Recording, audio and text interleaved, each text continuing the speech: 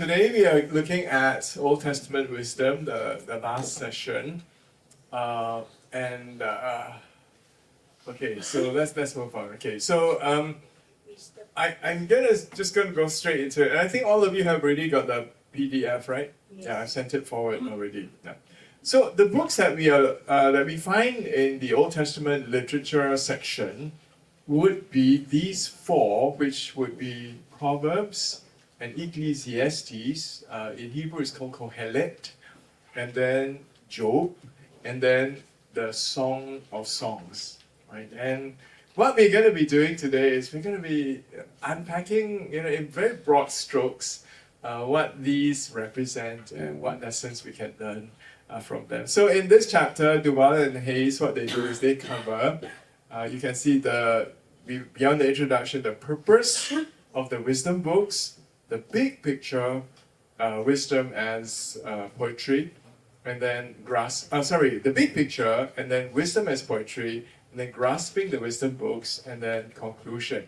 Now, the way to understand the wisdom literature in the Bible, just as in any other genre that we have in the Bible, is to understand the purpose and the context within which they are used, right? And I think this is a critical step for understanding what God has for us in these books. And so Duval and Hayes, what they do is they write that in this chapter, therefore, we will first discuss the purpose of the wisdom books. For purpose is a critical aspect of the wisdom literature and its literary context. And next we will look at the big picture, what the main thrust of each book is, and how the books relate to each other. Following that, we will discuss the poetic aspects of the literature, and because of time, I'm just going to skip that bit, because we've already covered that already.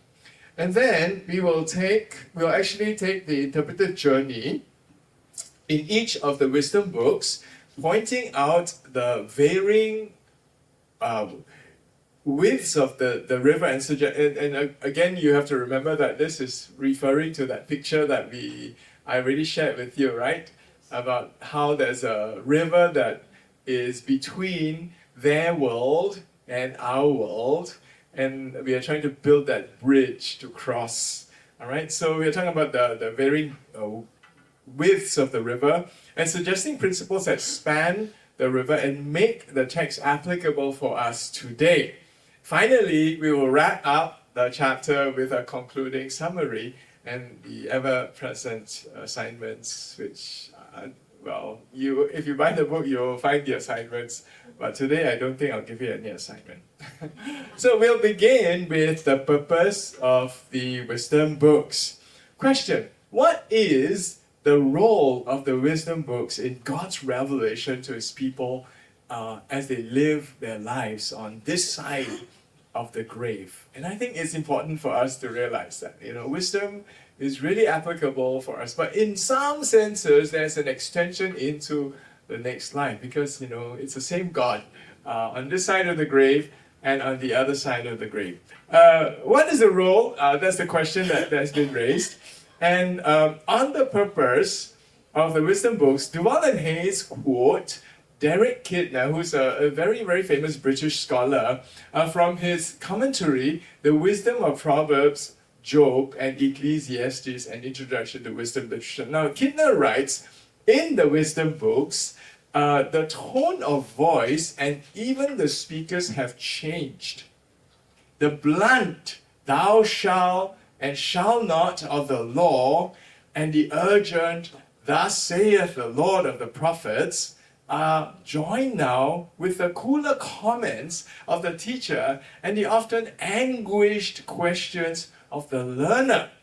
Where the bulk of the Old Testament calls us to simply obey and to believe, this part of it, chiefly the books that we mentioned, although wisdom is a thread that runs through every part of the Bible, but this part of the scriptures summons us to think hard as well as humbly.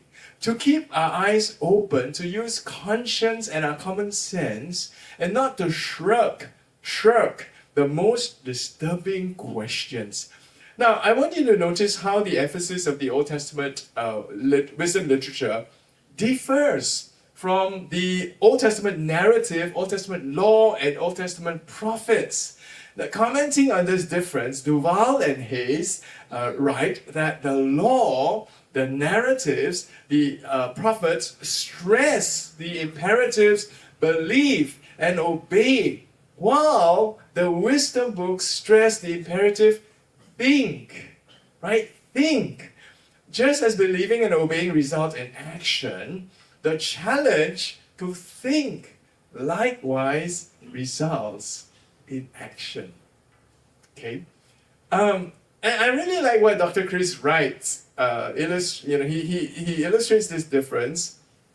So I really like how he does it, and Dr. Chris Wright, his name is Wright, so he must be right? Wrong.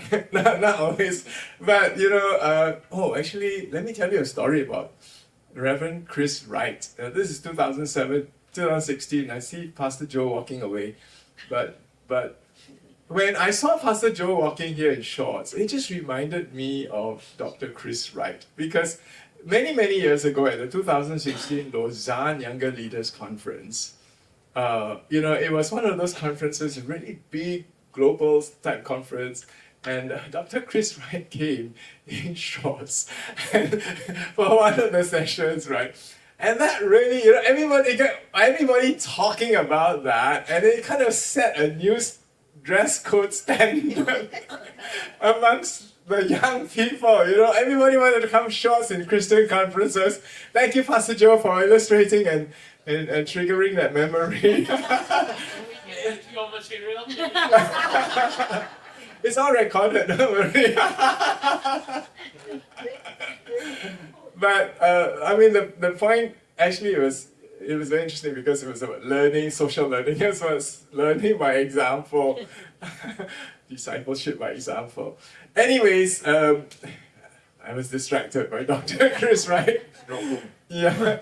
Anyways, he illustrates the difference, and I really like how he does that, right? To illustrate the difference between law and wisdom and prophets, law and wisdom and prophets and wisdom. So let me just use his example of the difference between law and wisdom. So he offers a little exercise, and he says, first of all, you read Exodus chapter 20, 14, and then Leviticus chapter 20, verse 10, and then Deuteronomy chapter 2, verse 22 and 22. So you read that part first, which says something lah, okay? So you read that part.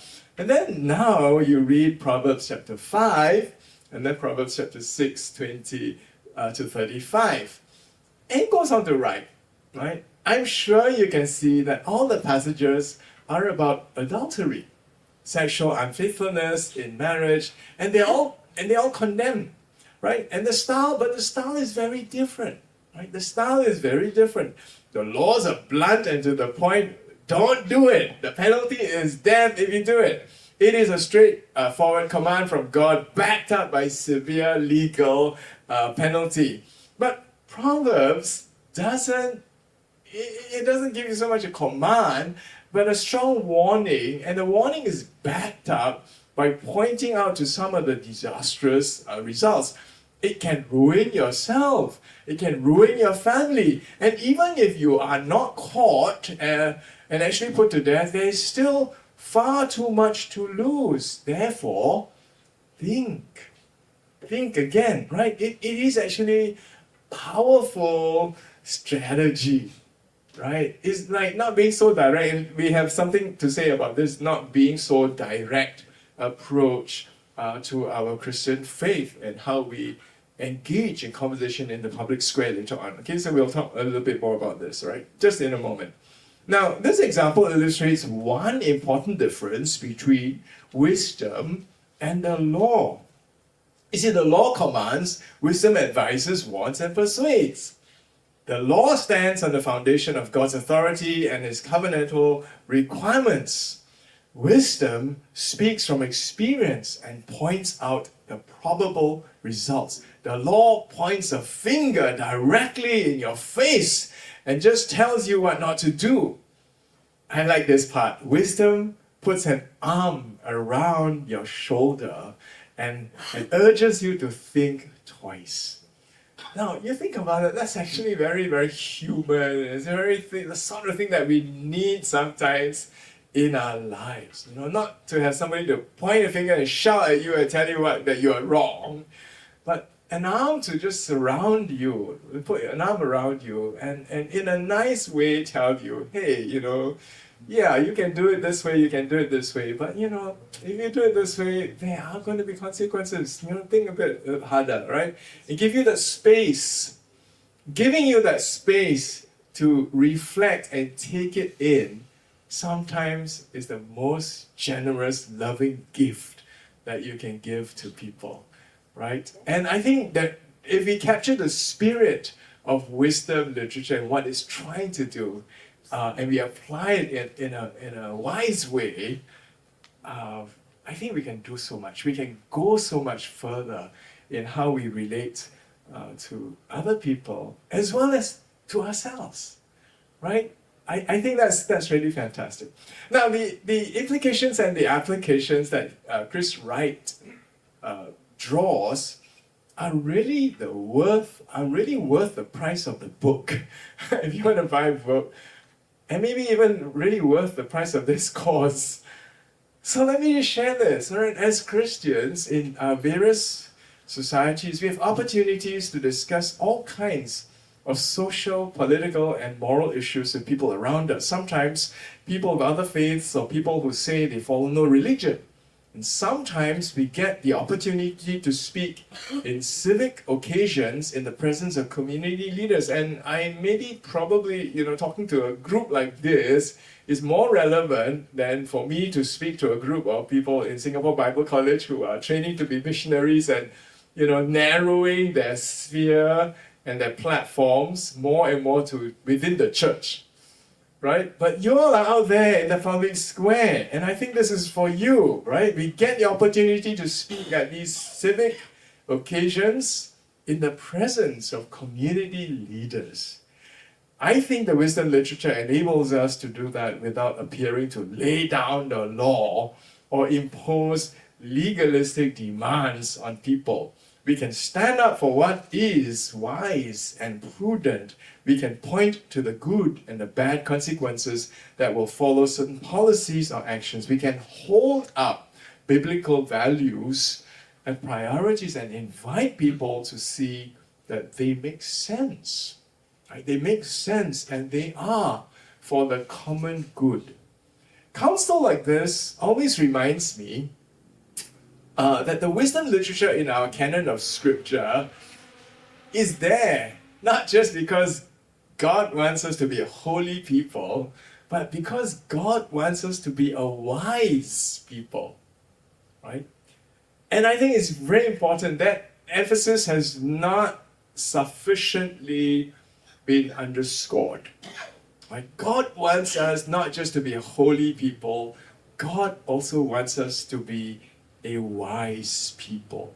That is to say, the salt and light of our witness is not just in holy, righteous lives lived with integrity, but that we conduct ourselves wisely in the world with our words and with our actions. Okay, so it's not just, be a holy person out there. And I think it's important for us to be distinct, because holiness is about being set apart, set aside.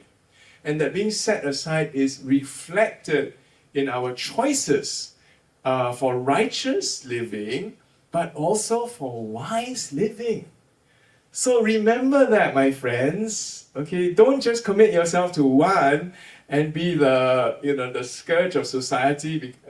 You're always pointing a finger and wielding your rod at people. But also how you do it matters. All right, how you do it matters. So wisdom is definitely really, really important. So I would say that spiritual formation is not just a formation towards holiness. Spiritual formation is also a formation towards wisdom. And I say this particularly in the work that I do. You all know, very focused on senior living, right? This is a message that I want to share with our seniors so much, right? It's not just about holiness, it's also about wisdom. And wisdom sometimes is about restraint also, right? So I always tell my wife, we all have our die-hard habits, right? And I remember people with dementia, and people with dementia, all the stops are all released. There are no barriers anymore, And anything that's in the heart just comes out freely. And then, it's like, this is really what she felt about me. There are no stops already, right? And so the point is, we need to build those habits right at the beginning so that we cultivate the habit of speaking gently. The restraints are all inbuilt, right? We don't need to build the restraints, right? But interestingly, when you think about that, when does habit formation start? It's not when you are 50, 60, I tell people, hey, at this, we need to change our habits. It doesn't start then. So this message really is not just for senior people. Really is right at the end, right at the beginning. It's really faith formation is about righteous living, is about wise living right from the beginning. So those of you in Sunday school, in this group, it's very applicable for you also because you're forming the hearts and the minds and the dispositions of the people in your charge. The sacred responsibility that God has given to all of us. It includes forming people, exempling by our lives first of all, and then encouraging people who are much younger to walk that road. The road of wisdom, right? The road of making choices. Later we have a lot more to say as we unpack, the different facets of wisdom. But this is really, really something that I really want to encourage us, that wisdom formation is very much a part of spiritual formation, in wisdom formation, right? Yeah. So, okay, so obviously, thinking and reflection and seeking to live well and wisely was not unique just to Judeo-Christian belief. When you think about it, all the major religions in the world, even non-religious folk, have very strong wisdom traditions. So what makes us unique, right? What makes us unique? So you cannot say, Christians are the only ones that are committed to wisdom. Oh, a lot of rubbish, right? But please note that theologically and biblically wise biblical wisdom is grounded in something very unique. And this unique factor is the fear of the Lord. The fear of the Lord. Now, this is very clearly seen in the opening chapter of Proverbs. So we read in chapter 1, verse 7, the fear of the Lord is the beginning of wisdom. Now, Duval and Hayes go on to write these words, which I think are really critical and worth reflecting on. These words include the imperatives of the wisdom literature: listen, look, think, reflect, combine to focus on the overarching purpose of these books to develop character in the reader or the listener. The wisdom books are not a collection of universal promises. Rather, they are a collection of valuable insights into godly living, which, if taken to heart and head, will develop godly character. A character which will make wise choices in the rough and tumble marketplace of life. Wisdom literature makes the subtle suggestion that godly living involves solid common sense choices. Thus, living a foolish naive or cynical fashion, in a foolish, naive or cynical fashion, is a reflection of ungodly living. Now they go on to make this point that wisdom does have, or thus has, a strong practical note. The character to be developed is not hypothetical, it's not idealistic, but a real down-to-earth, common sense character. Scott summarized by writing that wisdom has to do with how men or women and women ought to act in the workaday world with personal character and with a way of life that can be called good because it has coherence, it has value, it has meaning. And so wisdom can be defined as that combination of knowledge and character that allows one to live in the real world in a right and godly manner. This is Duval and Hayes. Okay, so the next big section that we're going to move into is the big picture. And over there, what they do is they help us to understand the big picture, right? You know what I mean? The whole purpose why this corpus, which is the wisdom literature, is found inside our Bible. I really feel it. This lies at the heart of our learning for this morning. And so let's gear up to grasp God's word. So they begin with these words, and these words go, each of the 4 wisdom books, which would be Proverbs, Job, Ecclesiastes, and Song of Songs, is different in its contribution to our education in wise living. It is important to see the different roles of each, but we must also be able to see how they integrate to form the broad literary context of wisdom. The 4 books balance each other theologically, and any one of them read out of context of the others can be easily misunderstood. So it's kind of like you need to know the whole, and you need to know how the parts fit into the whole. It's kind of like maybe like a 4-piece jigsaw puzzle. It only makes sense when you see all of them put together, and then you understand this piece in relation to the other pieces.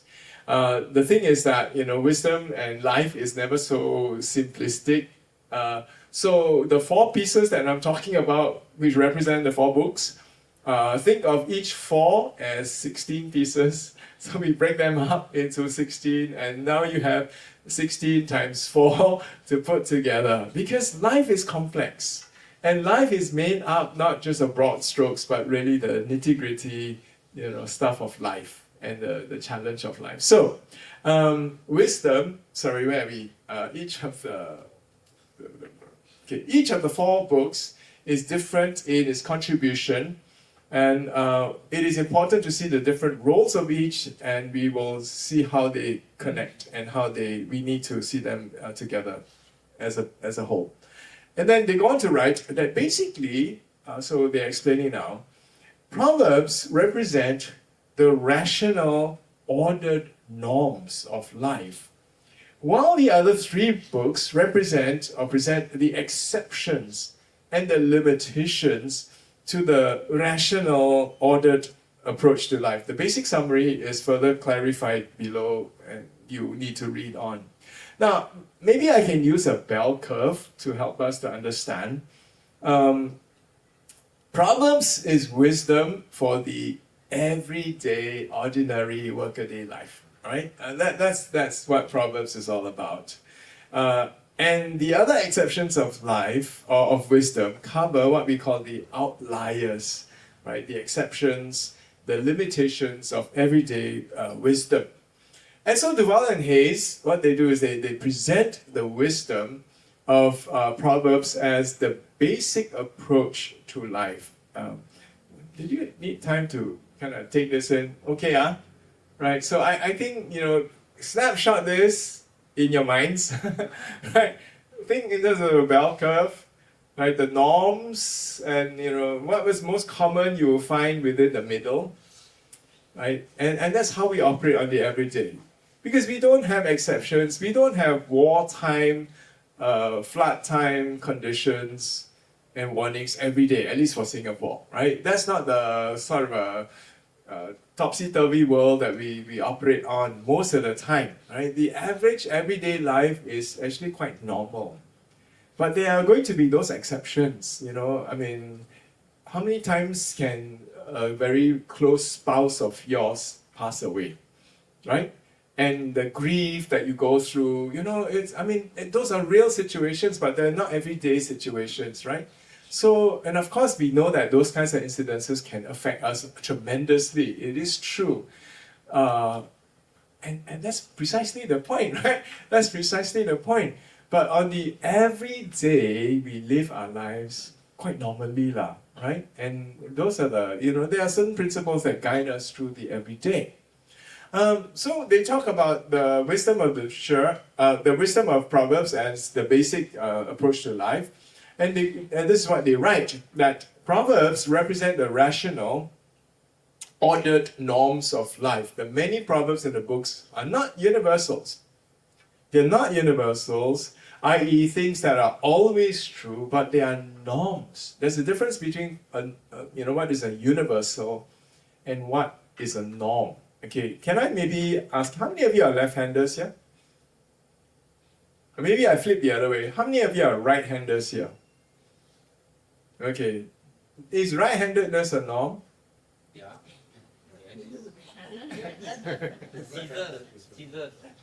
Okay, you get my point now, you know, just from your experience. I mean, okay, maybe this may not be a good group, but if you take a global approach, then we get all the people in the world put up their hands. You see, how many people, what is a norm and what is the exception and what are the limitations? Okay, so I mean, you get the point. So Proverbs, basically what they do is they represent the rational, ordered norms of life.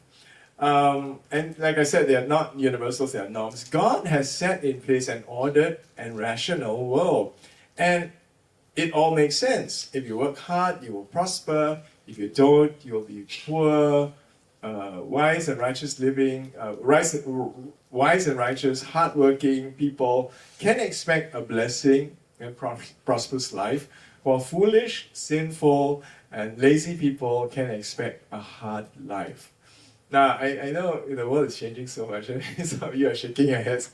I understand that, okay, because I think the cycle for change is very different. And I mean, I teach a whole course, well, I used to teach a whole course on globalization and how that has really impacted us, the disruptions in life, and, how today we are training for jobs that, universities, we are training people for jobs that don't exist in 5 years' time. And the jobs that exist never used to exist 5 years ago, So there are all these exceptions. I mean, how many have ever heard of gig economy before the recent conversation started, right? I mean, all these things are all new. There's a very interesting, back in 1970, there was a very famous sociologist. Her name is Margaret Mead. And she wrote a book on culture and what's the title of the book? Culture and I forget. It's a very small book, and I do have it in my library. Anyway, she did talk about conventional society, post-conventional society, and pre-conventional society, right? And the terms are interesting because they kind of remind us that so in a situation you learn from the old grandfather, he's the model because he has all the knowledge in the world and you really need to learn from him. But that presumes a stable society where, generation after generation, everything is the same, right? So you need to learn from the learned sage. But there comes a situation where, because of disruptions in society, you need to learn from your peers. And there's another one where, the baby that you're holding in your hand, that's the person that you need to learn from eventually, very soon, right? So that's the nature of how we live today. this whole idea of post-conventional, pre-conventional, the question is which of these are you in? And we are in the one where the young person is leading us. The old people are left behind. That is the sort of situation. And I think applied wisdom also helps us to navigate through realities like that. Okay? Because we talk about norms, and now we're talking about new norms, right? And the idea of new norms is changing all the time. So I'm gonna hold that little bit for us. Maybe we can raise questions later on. But the point is, it doesn't change the point that Proverbs is still very much for the norms, the established norms of society. But we also have to note that beyond the norms, there are also the exceptions and the limitations. And so, as mentioned, or at least it's good for me to mention here, that the exception number one is the suffering of the righteous. That is the one exception to the norm. The second exception is the failure of the rational ordered approach to provide ultimate meaning to life. And the third exception, I love this one, because it's about the irrationality of romantic love. Who ever thought that romance had a place in God's wisdom? Okay, we'll say a little bit more about that. But romance is very much, come on. If you love somebody, nowadays we don't love people, we love things. If you love your whatever sushi or whatever food, you will travel the world just to go and eat it, right? Right. How many of you, when you travel to some other place, you already have marked out all the cafes and all the places that you need to eat, right? And then if they're not there, you say, so boring, this trip's so boring, and nothing to do, right? That's how we live, right? We pursue what we love. And is it rational? No, right? It's not rational, because love drives you in a way that cannot be explained. Now, in the same way, your love for, in the context of, and we'll say a little bit more later on, about the context under which we need to understand this romantic love. And you can notice that it does say husband and wife. Okay, so note that this is very important for us to note. So let me just talk about the first exception, which is the suffering of the righteous. So on this, Duval and Hayes write that the book of Job demonstrates that often events occur that humans cannot grasp or understand through the wisdom approach delineated in Proverbs. Sometimes tragedy strikes those who are wise and righteous and hardworking, and God does not disclose the reasons behind such tragedy. Proverbs teaches us that life is rational and that the wise man or wise person can understand it. But Job qualifies it with some real life experience.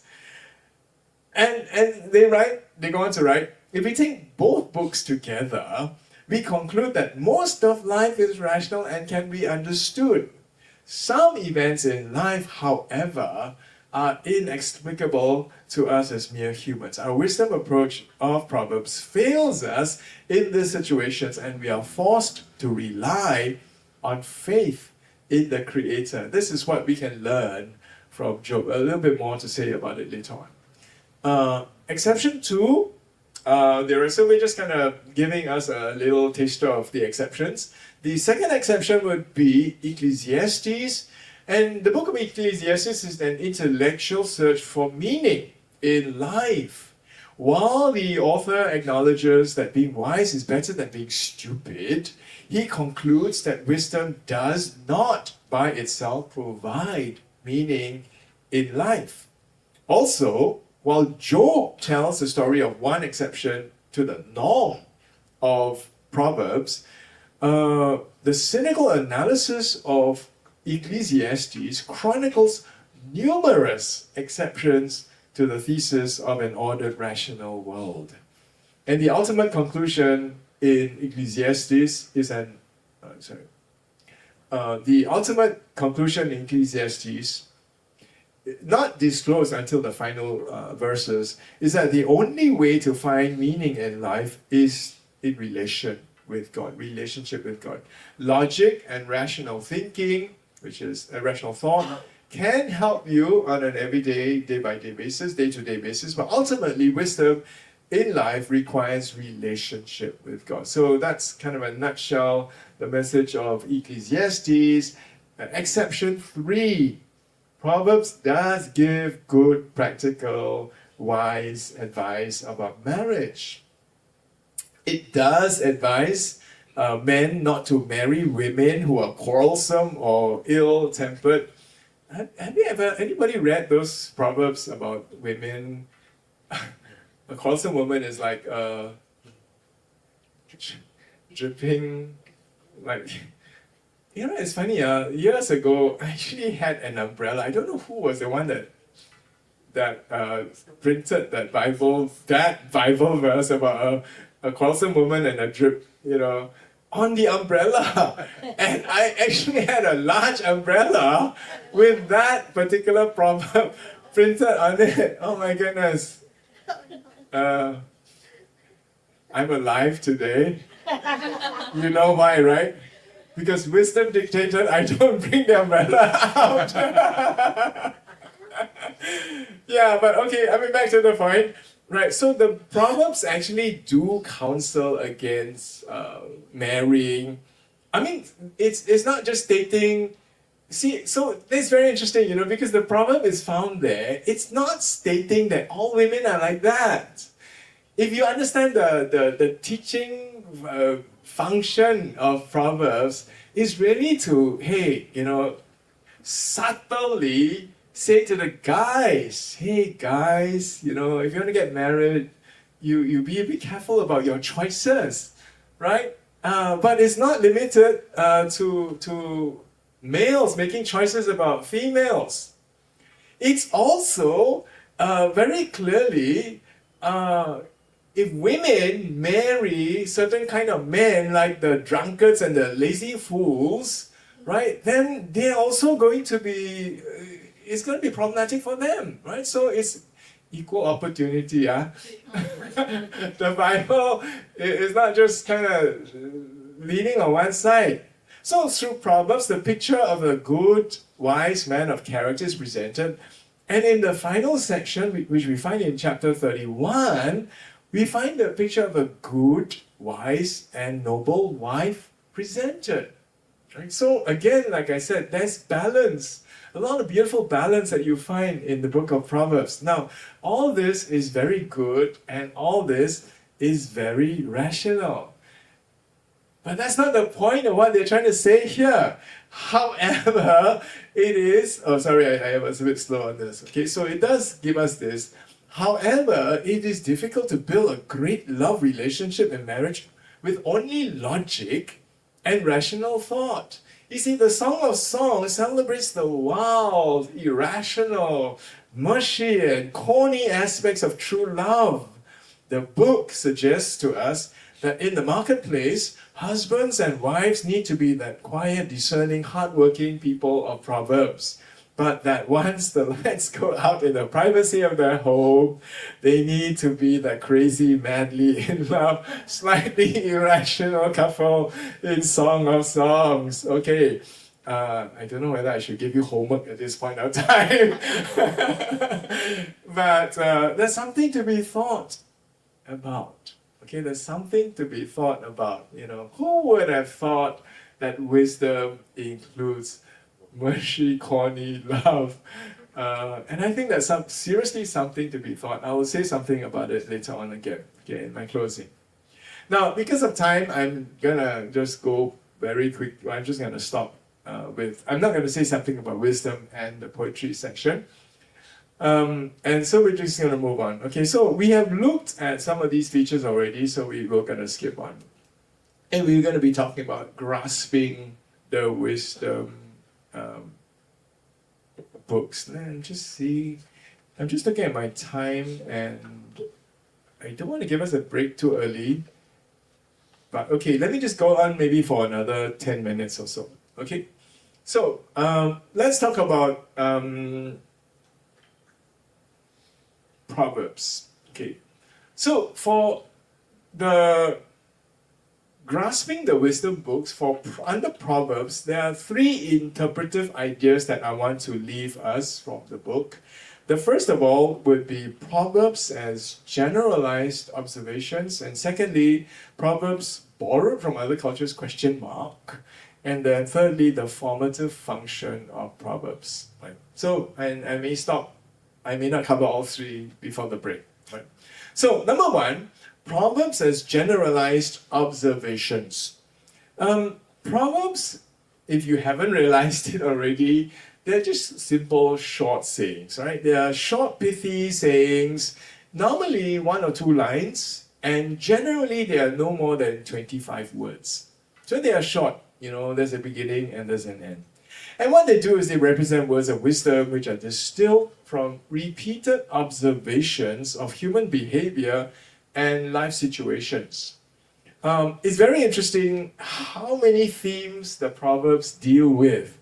If you look at my list here, there are a lot, right? Fear of the Lord, wisdom versus folly, a whole bunch of them which you have in your slides.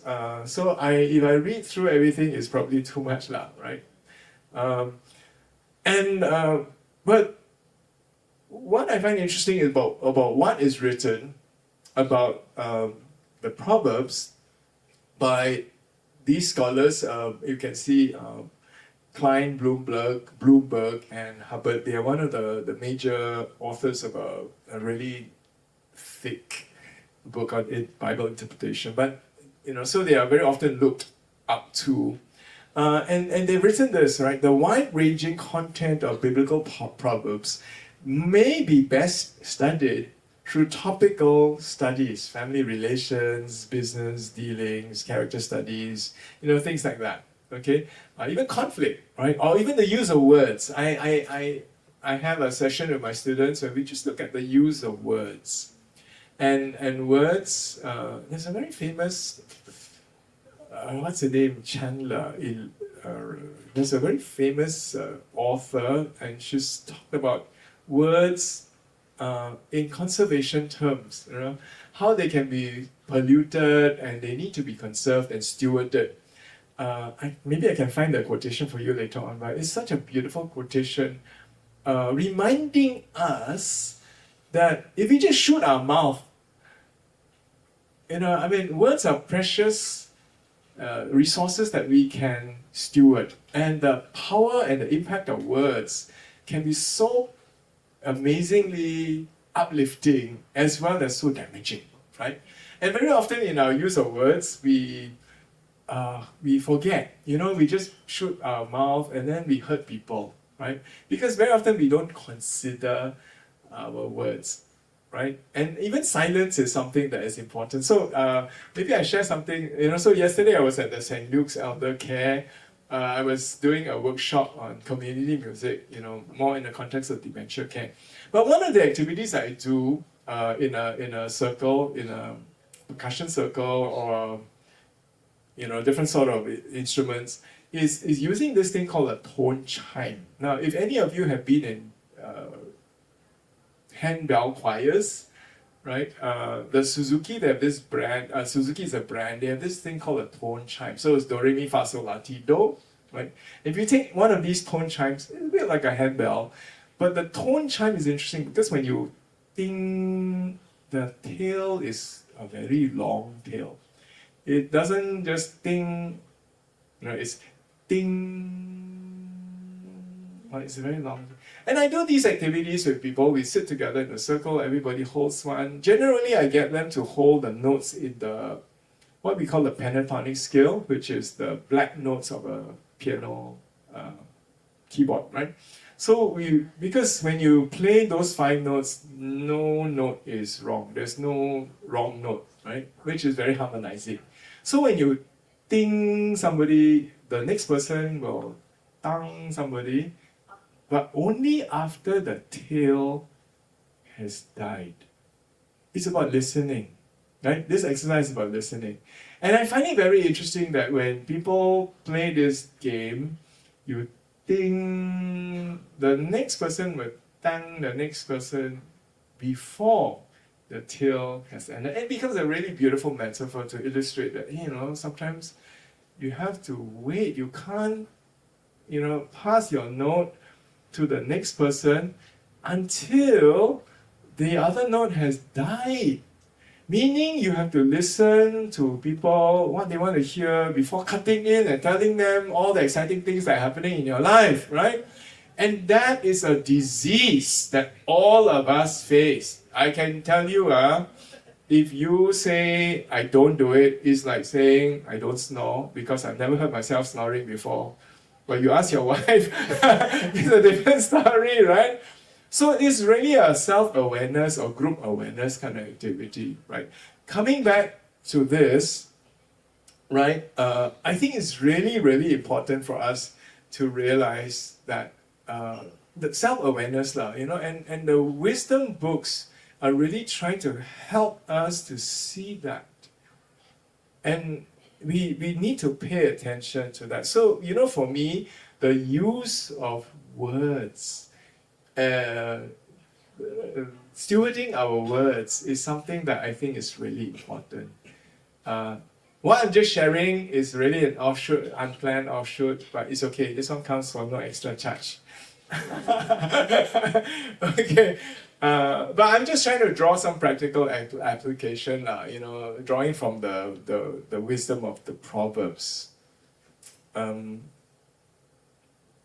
So the question that they ask, given all these topical ideas that we find in the book of Proverbs, and that they are generalized observations, they go on to write, right?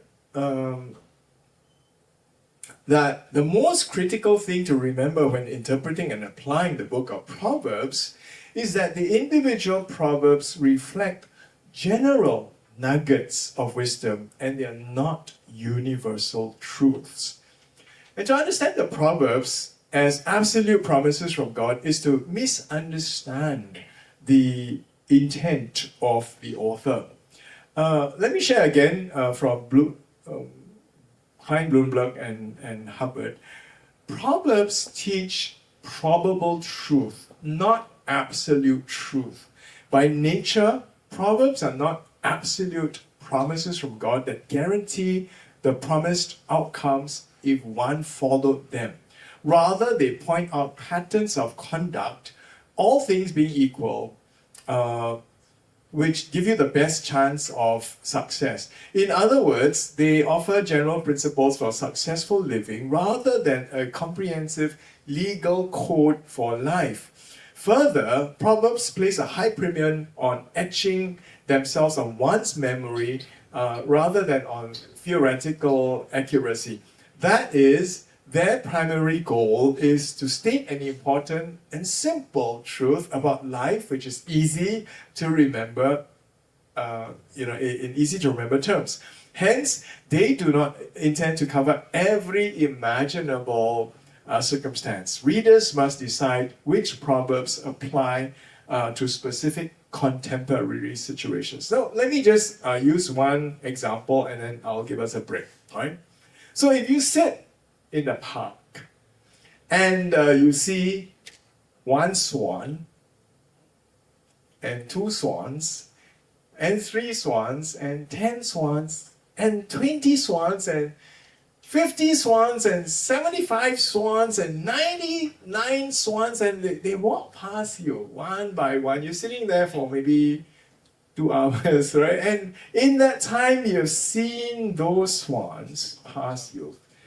Now, then it's likely that the 100th swan is going to be white. Yeah. Very, very good likelihood, right? Because maybe this area is just white swan territory, right? But that doesn't negate the possibility that the 100th swan is going to be black, right? So Proverbs are a bit like that. right? It tells you that, yeah, probably the high probability that this is going to be so, right? But the exception is something that you mentally you also need to gear yourself up for lah, and that's where the other parts of the wisdom literature come in. Okay, so generalization, observations, generalized observations from life, they do work, and we need to operate on that kind of principle in most of life's circumstances. Okay, I'm gonna stop because I could talk about the next one, but I think it's time for a break.